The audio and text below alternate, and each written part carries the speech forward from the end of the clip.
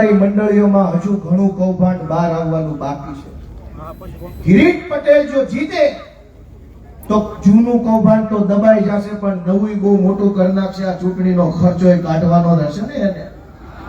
લાખો રૂપિયા આપીને માણા વેચાતું લીધું છે.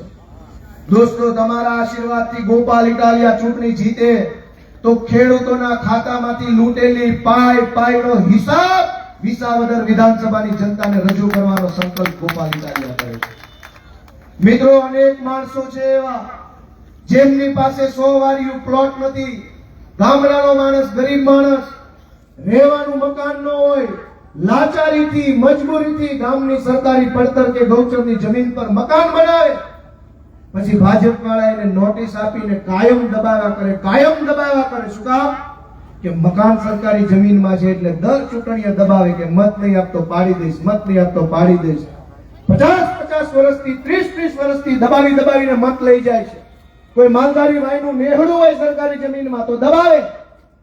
ગોપાલ ઇટાલિયાએ સંકલ્પ લીધો છે કે જેની પાસે મકાન નથી, જેની પાસે વાડો નથી, જેની પાસે માલઢોર બાંધવાની જગ્યા નથી, એને સરકાર પાસેથી 100 વારિયા પ્લોટ અને વાડા અપાવવા માટે ગોપાલ ઇટાલિયા લડાઈ લડવાનો છે.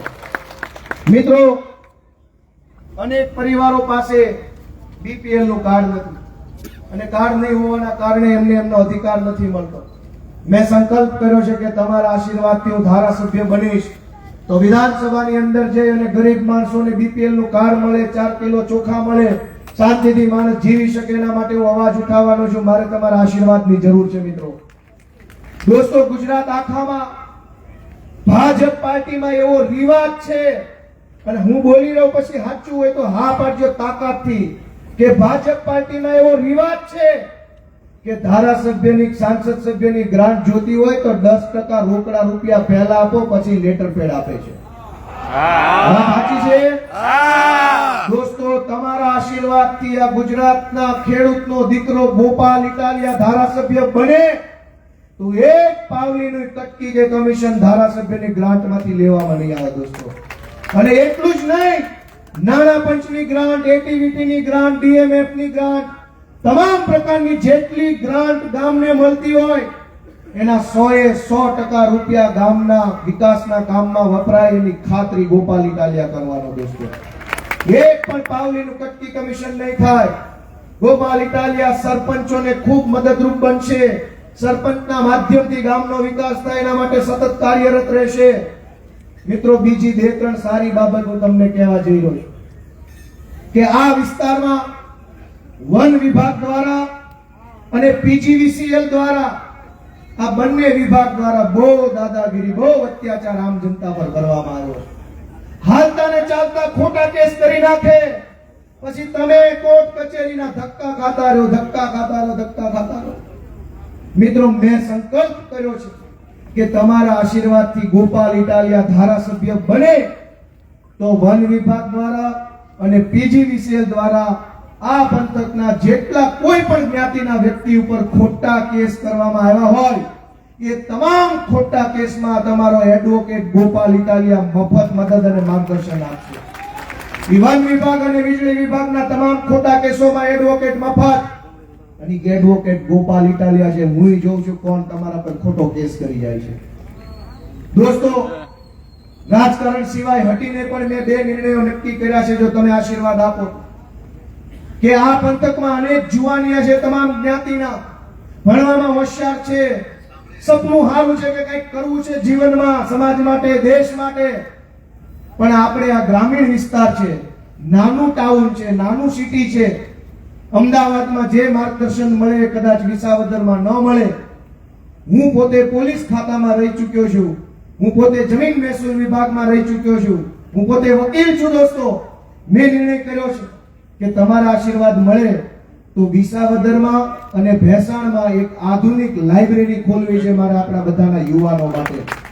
અને એ લાઇબ્રેરીમાં સરકારી તમામ પરીક્ષા ભરતી જે આવે, જીપીએસસી થી લઈ પીએસઆઈ થી લઈ મામલતદાર, તલાટી, ક્લાર્ક, પટાવાળા, ડ્રાઈવર, શિક્ષક જે હોય તે એ તમામ ભરતીનું મફત માર્ગદર્શન અને મદદ મળી રહે એવી વ્યવસ્થા વિસાવદર અને ભેસાણમાં હું કરવા માંગુ છું દોસ્તો. અને એના માટે રાજકારણની જરૂર નથી દોસ્તો, તમારા આશીર્વાદની જરૂર છે. મિત્રો મારી ઘણી બાહેધરી છે, તમે આમાં વાંચી શકશો. પણ છેલ્લી વાત કે મેં એવો નિર્ણય કર્યો છે કે હું 2 મહિનાથી અહીંયા વિસાવદરમાં રહું છું. બહુ મજા આવે છે. એટલા બળુકા માણસો, એટલા ભોળા માણસો, એટલા લાગણી ભરેલા માણસો કે આપણને જોવે ત્યાં ફેટી પડે. મારા ઘરે જમ્યા વગર નહીં જવા દઉં, ચા પીધા વગર નહીં જવા દઉં. મેં નિર્ણય કર્યો છે અને આ કાલસારીના ચોકમાં હજારો લોકોની હાજરીમાં, માનનીય અરવિંદ કેજરીવાલજીની હાજરીમાં હું કહું છું કે આ ચૂંટણીમાં મારો વિજય થાય કે આ ચૂંટણીમાં પરાજય થાય, આવનારું ભવિષ્ય ગોપાલ ઇટાલિયાએ વિસાવદરમાં ઠામ ઠેકાણું કરીને અહીંયા રહેવાનું છે. દોસ્તો હું અહીંયા રહેવાનો છું. ચૂંટણી હારું કે ચૂંટણી જીતું, ગોપાલ ઇટાલિયા તમને વિસાવદરના ચોકમાં કાયમ ભાઈની જેમ ખભે ખભો મિલાવીને હાલતો જોવા મળશે. દોસ્તો મારું સપનું છે કે મારે એક દીકરી છે.